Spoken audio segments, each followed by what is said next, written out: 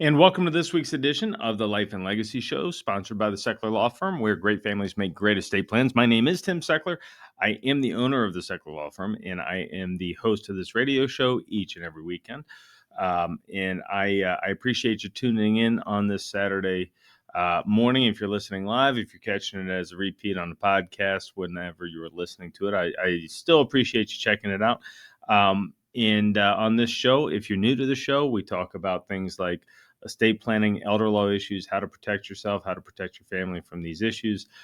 Here's what I believe. I believe that people don't work 40, 50 years raising families, saving money when others spend it, trying to save a nest egg, only to lose everything they have to an issue like undue administrative expenses, taxes, probate, or the nursing home in your senior years. I just, that's not my concept of the American dream. My concept of the American dream is we build these things, we enjoy our retirement, and if there's some leftovers, we get those leftovers to the people we know and love, rather than to the government or to a nursing home. And so I like to teach. The entire reason that this radio show exists is because I like to teach people how to protect themselves from these issues. And it's really not all that difficult, as if I could get people to just become educated on these issues, which is why we have an educational radio show.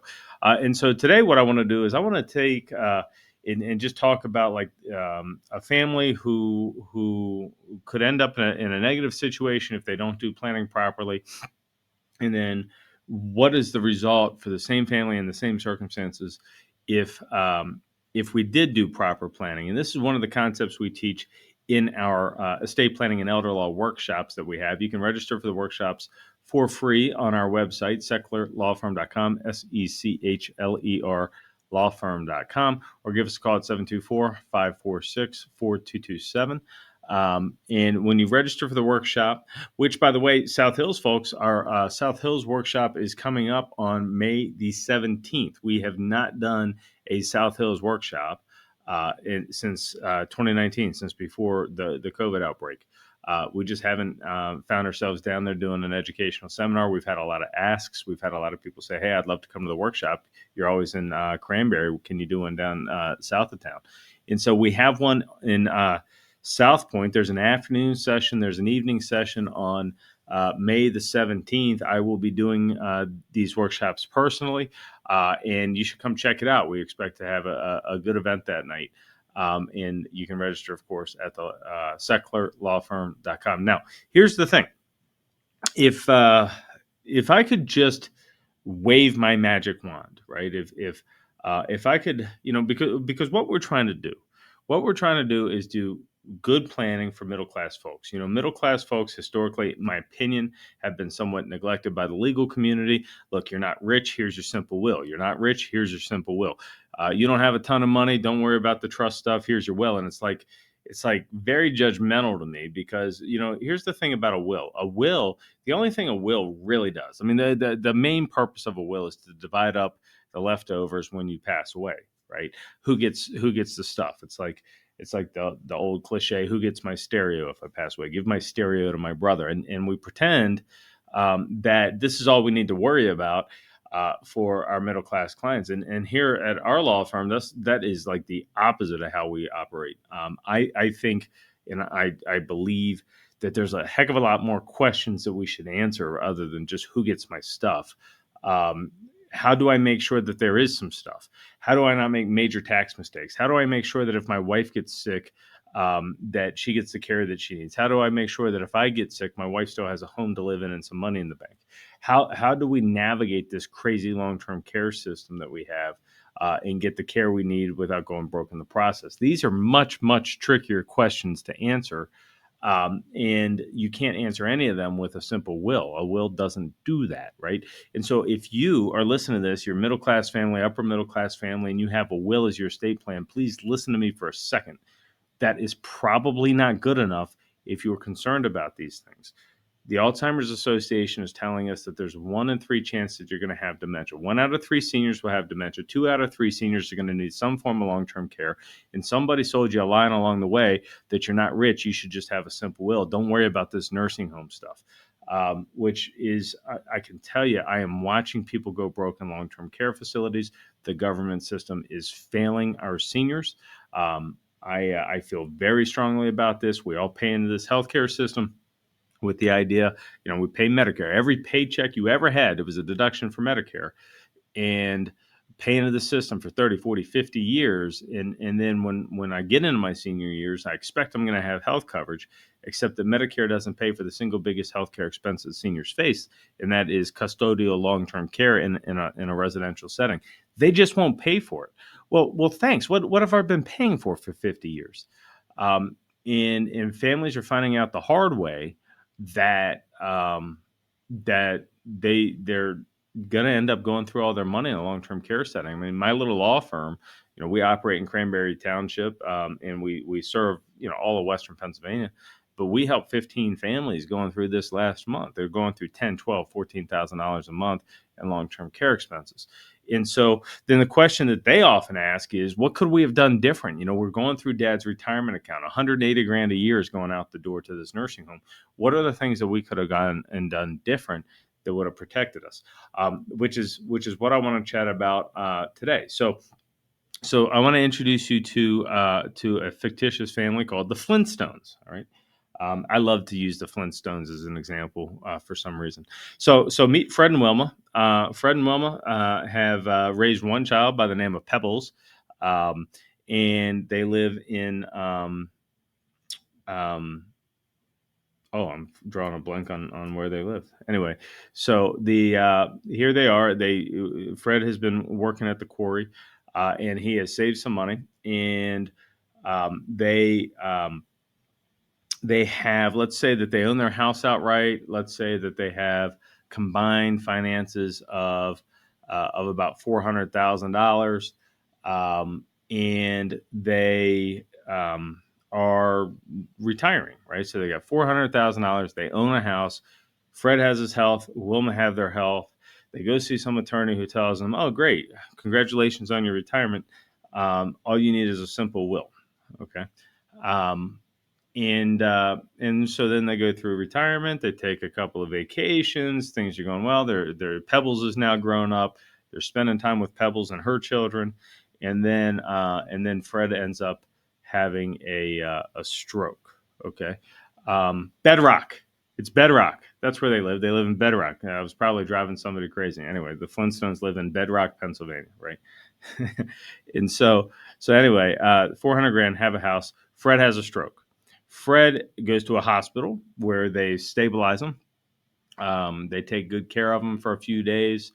But unfortunately, this stroke has been a bad one. It has had devastating effects on Fred's ability to maneuver, to his cognitive abilities. And Fred now has the need for a nursing home. So what happens is the hospital finds him a nursing home bed at a private nursing home. They discharge him. He goes to the nursing home. Medicare will pay for Fred's nursing home for 20 days, no questions asked. After 20 days, there's a lot of questions asked. There's going to be some co-pays, and there's a significant chance, in fact, more than likely, that Fred is going to be kicked off of Medicare days prior to reaching the maximum of day 100. So, but even if he gets the best from Medicare, he's going to be out of Medicare days at day 100. And now he's on his own. And this nursing home is going to cost Fred, on average in Pennsylvania, about $13,000 a month. Which is between $150,000 and $160,000 a year. So now we got $160,000 problem on our hands, and Wilma wants to know what's next. Well, what's next is, without proper planning, this family could stand to lose a heck of a lot of money. So remember, they have a house and they have $400,000. So the way Pennsylvania does this is Wilma would be allowed to keep her house there in Bedrock. And she's allowed to keep some money, but the money she's allowed to keep is capped. Okay, so the general rule is that the healthy spouse can keep half the money. Except the problem with general rules is there's always exceptions. And so in Pennsylvania Medicaid, the healthy spouse can keep half the money up to a maximum of $148,000 and some change. And so if they have 400,000, let's just call that 150. So she's allowed to keep $150,000, which means now the Flintstone family has $250,000, $250,000 exposed to this long-term care issue. And since they don't have proper planning in place, they start writing checks. So Wilma starts writing checks at $13,000, $14,000 a month. So 150 grand goes out the door the first year, and then she might do some simple spend down stuff, what they call spend down. So maybe they purchase funeral arrangements or a new car or something. And so now Fred and Wilma have gone through $200,000. They go through another 50. So they finally, after 2 years or so, have spent the $250,000. So now here's Wilma.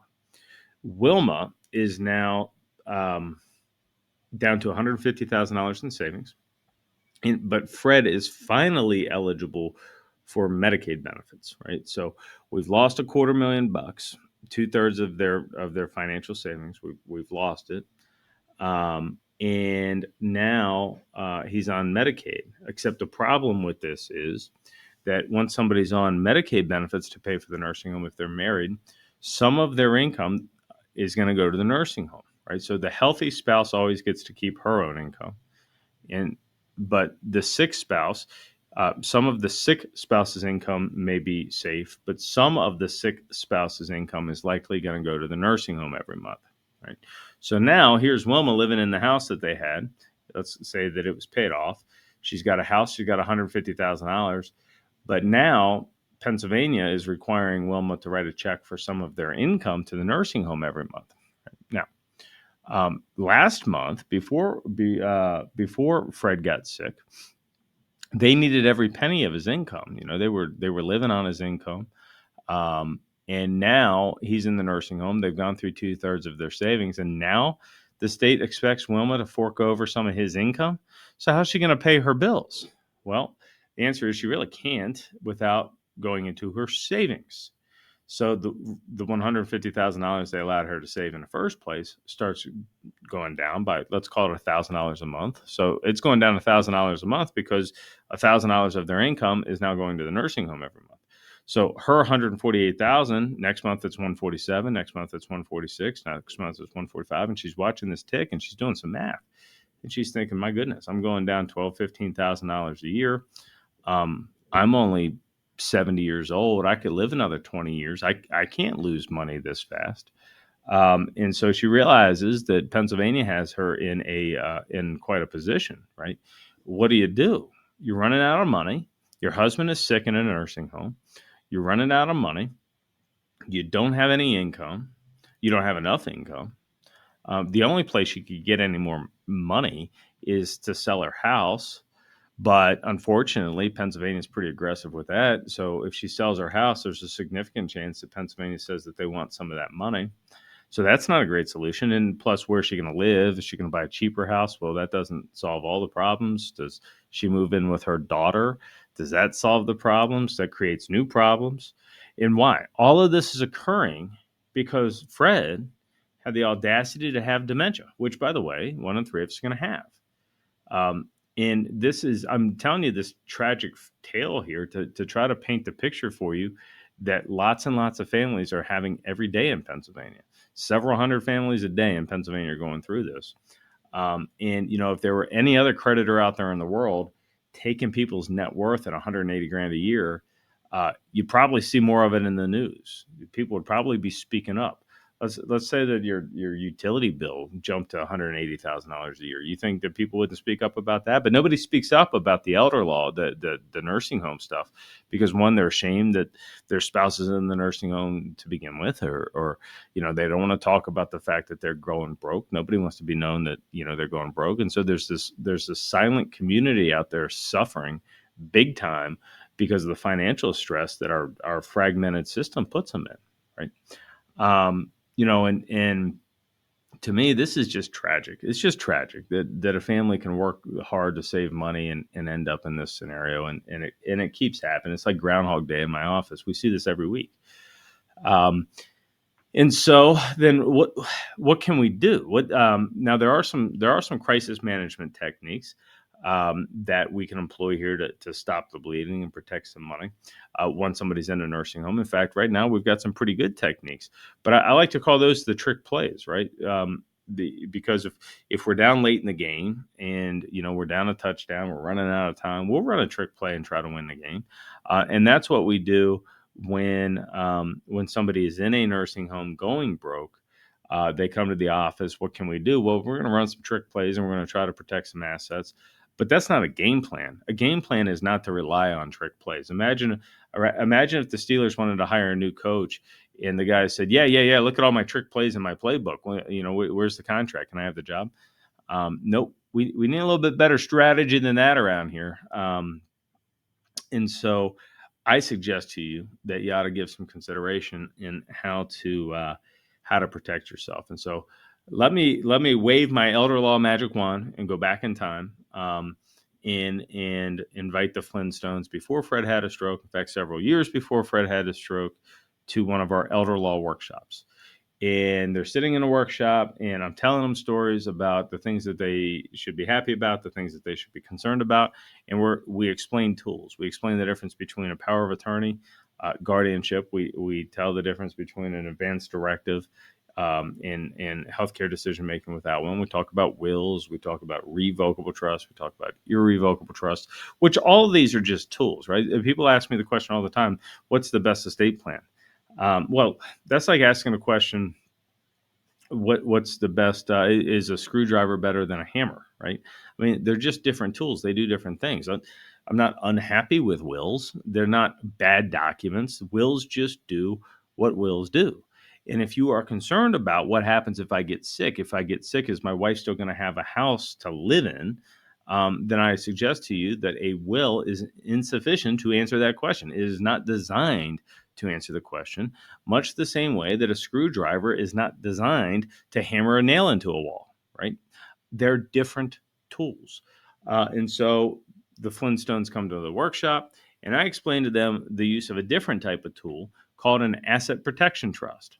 Now, an asset protection trust is a trust where we put the assets into a trust where Fred and Wilma get to maintain all kinds of control over the trust, but that trust, the assets in it no longer count for the nursing home system, this crazy Medicaid system that requires you to go broke if you need the nursing home. And I say this all the time. It's not the nursing home's fault. We need nursing homes. We need the nursing homes to be profitable entities so that they are still there.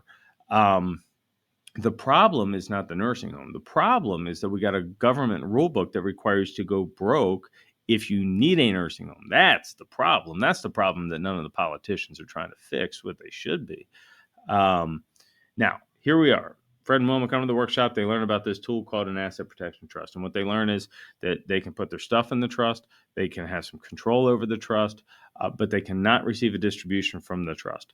Their children could, Pebbles could, but they can't. And because they cannot receive a distribution from the trust after 5 years, this is why we're calling it planning ahead for long-term care. After 5 years, that trust is out of the picture as far as the nursing home is concerned. Okay. So here we are.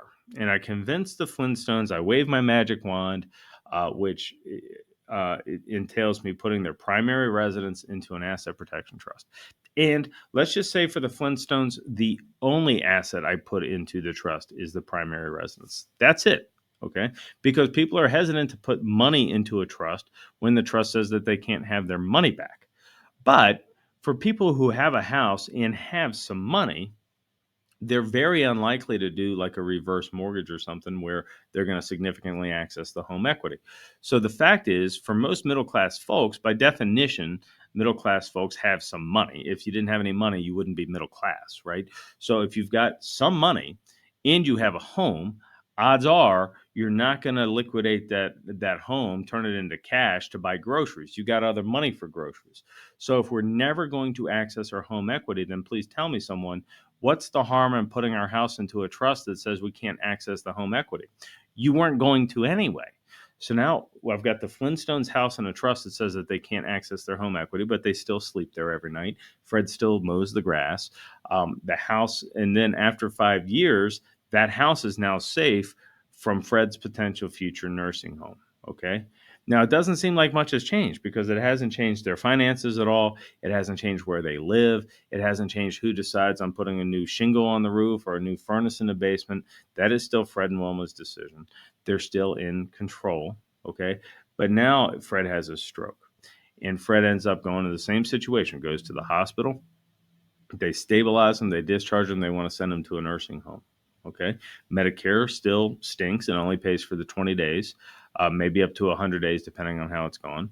After which, Wilma finds out that she has to be on her own at $430 a day or so, until she spends $250,000, right? So remember from the very beginning of the episode, or in case you didn't catch the beginning of the episode, Fred and Wilma have a house. They have $400,000 in savings. We now have put that house into a trust. So Fred and Wilma don't own a house. Fred and Wilma own only $400,000. They're living in a house owned by a trust. Got it. Okay. So Medicaid does their math. They say, okay, Wilma, you're allowed to keep $148,000. Which means you now have to spend about $250,000. Once you've spent $250,000, now Fred will be asset eligible for Medicaid.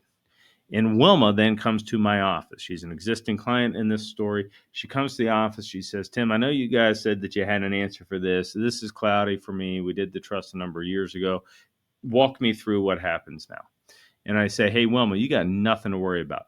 You know that house you're living in? She goes, yeah. I said, you know how it has stairs? She says, yeah. I said, you know how the stairs kind of get more difficult now that you're in your 70s? Yeah. And Fred's not doing well, and that's terrible that Fred's not doing well. But Fred can't really mow the grass anyhow, right? And so now we got additional headache with this house, and maybe the house is old. And and Wilma says, I have been looking at patio homes. Before. Fred never wanted to move to a patio home, but I've always kind of liked the idea of moving to a retirement community in a patio home, one level living, community center down the street. And I say, Wilma, I think it's time that we do that because you have $400,000.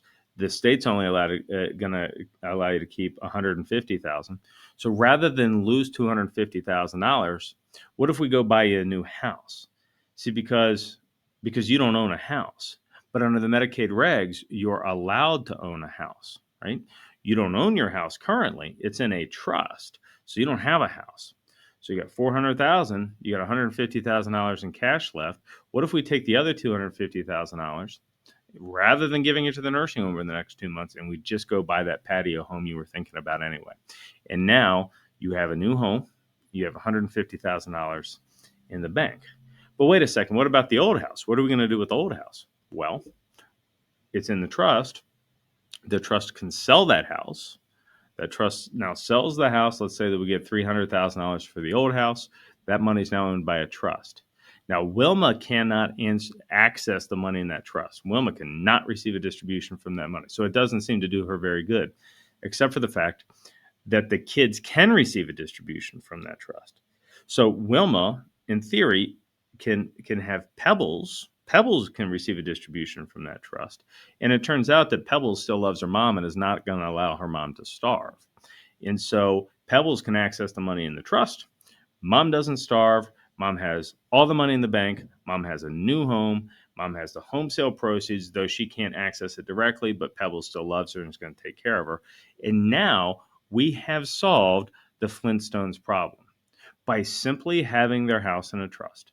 I now know that Wilma is going to have a house to live in and some money in the bank, regardless of what happens to Fred and his health.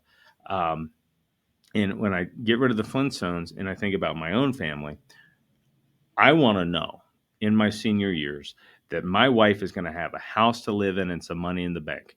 I consider that part of my duty to her as her husband. She's going to have a place to live. And if we recognize that this nursing home system is broken, but for a lot of middle-class families, we can beat the broken system by simply having our house in an asset protection trust. Now we have a situation where my wife is going to be okay. My wife is going to have a house to live in and some money in the bank. And that is what I consider to be my responsibility, because when I said I do, that's what I meant. She's going to be taken care of. And so I encourage you to check out one of our upcoming estate planning and elder law workshops, which are free, so that you can learn in detail and ask me all the questions about this fable I just told you, so that I can get you pointed in the right direction. South Hills, May 17th in South Point, we have our first South Hills estate planning workshop in a couple of years. Check us out. North Hills folks, elsewhere, we always have them in Cranberry. You can schedule anytime at sechlerlawfirm.com. Please don't make any legal or financial decisions based on this radio show or any other radio show. This was meant for your education and information. If you have legal questions, you should seek us out and get some legal advice. We're available anytime at sechlerlawfirm.com or 724-546-4227. Thanks for listening to today's episode.